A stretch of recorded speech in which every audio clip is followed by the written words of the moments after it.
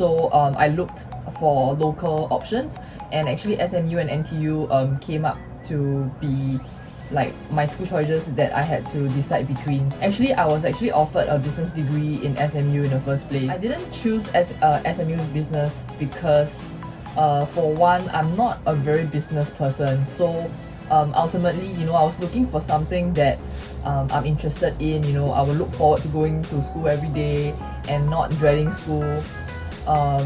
But don't get me wrong, like SMU's business course is like a great course. They offered me a full ride. I had a full scholarship there, but it wasn't just my interest. So then I've decided to go with sports science and management at NTU, and it's actually a great course because it helps me in my sport, it helps me in understanding my body better, it helps me in every aspect of my life actually, because it's just health and wellness, right? Like it's a very holistic degree. So then gradually I drifted towards that option, and also it helps that a lot of my friends went through that course as well. Then we had a group of friends, and we just went to school together and classes together every day, so it was pretty fun. Yeah.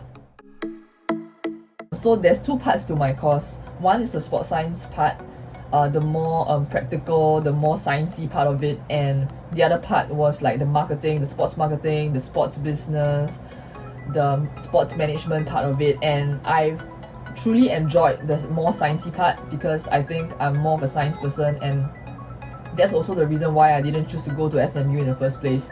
I think that's also the reason why I am kind of like in a healthcare company right now, because like I'm just generally very interested in health and wellness, like the human body, the human anatomy. So I really enjoyed those a lot because I get to learn more about my body, how to improve myself for my sport, like for biomechanics, for nutrition. We even had like coaching programs, coaching courses. So yeah, I actually pretty much enjoyed myself there.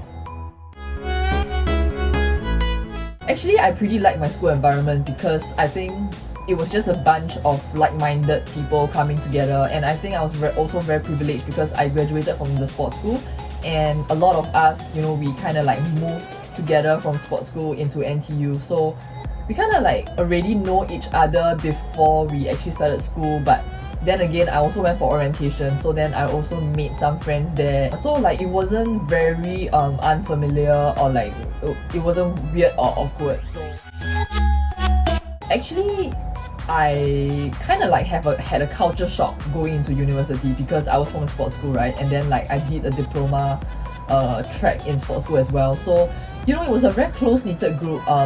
Everyone was helping each other. It was just a very homely, small group of people studying together every day. And when I went to university, I had a bit of culture shock because a lot of kids there, they came from like the normal local JC and polytechnics, and then some of them were like kind of like to themselves, and like they don't want to share notes, and like they were very like conscious about you beating them in terms of grades and scores and things like that.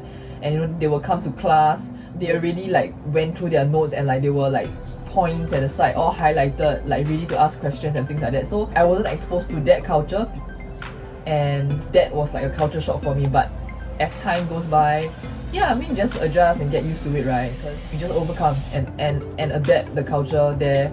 But all in all, it was good. I've enjoyed my time there. My daily schedule in university was pretty hectic, like it was pretty insane.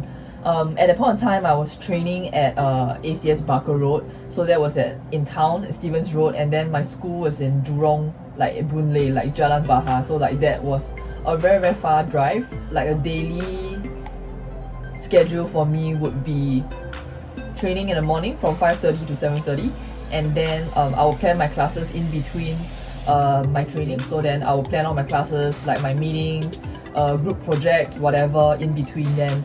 So after practice at 7:30, I will pack my own breakfast, and then I will drive up to school, or like have breakfast in school, and then I'll have my classes, and then if I can sneak in a nap because I have a hall as well.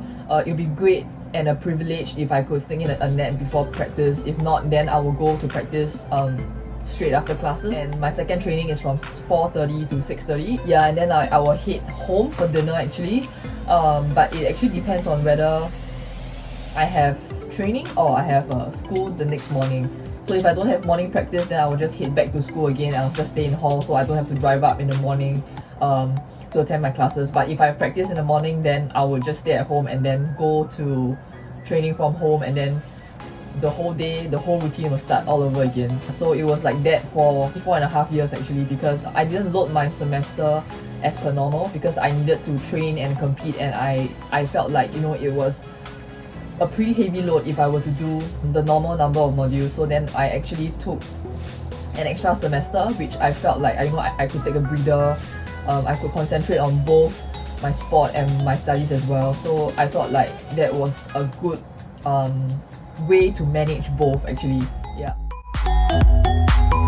Okay, so I would say there were a fair bit of challenges I faced over the 4.5 years I was there.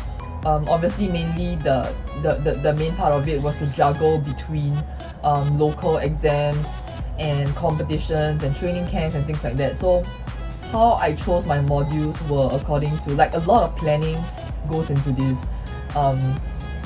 I would need to choose my modules beforehand. Like, I choose modules with exams that doesn't clash with any major games or any competitions that I'm aiming to go to, so then I don't have to go through the trouble of rescheduling my exams and things like that. Of course, there bound to be times where there are compulsory modules which I have to take and I don't have a choice. If that happens, then after I apply for the module, after I get it, I will email the course coordinator and tell her that, okay, this is my competition schedule and this is my training camp schedule, and I will not be able to make exams. And you know, NTU actually is of great help. Like, you know, they would arrange for an earlier exam date for me, and I can take my exams before that and then go and race with a peace of mind. So with that, like, I'm truly thankful because I know not many universities can do that, and it's a lot of logistics and admin work that goes into that. But if we were to plan properly, it can be done. Yeah, that's all. Thank you. Thanks for having me. Bye.